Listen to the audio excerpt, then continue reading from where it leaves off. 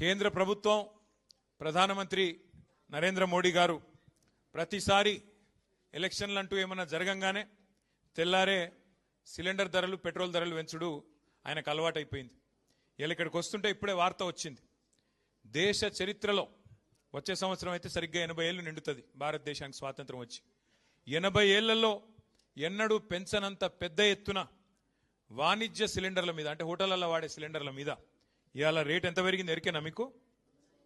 తెలియదా?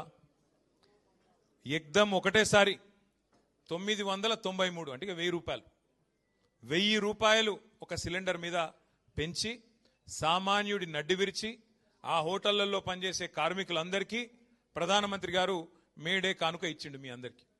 ఏది? 1000 రూపాయల సిలిండర్ ధర పెంపు. దీనివల్ల ఏం జరుగుతుంది, ఏమైతుంది ఒక్కసారి మీరు ఆలోచన చేయండి. హైదరాబాద్లో నిన్నటిదాకా సిలిండర్ ధర 2321, ఇవాళ దాని ధర 3315. ఎన్నడూ ఈ భారతదేశంలో ఇంత పెద్ద ఎత్తున ఎవరు సిలిండర్ ధరలు పెంచలేదు.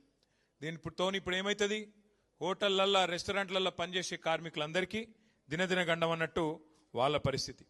ఇప్పటికే గ్యాస్ దొరుకుతలేదు, అదే యుద్ధం చాలా అయినాక అని చెప్పి చాలా మంది హోటళ్లల్లో తగ్గించిండ్రు, రెస్టారెంట్లలో హోటళ్లలో తగ్గించారు, ఏది వండుడే తగ్గింది.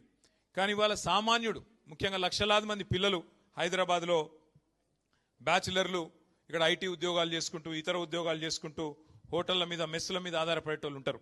వాళ్ళందరికీ ఇలా ఇబ్బంది, వాళ్ళందరికీ మరి ఆహారం ధర పెరిగిపోతుంది.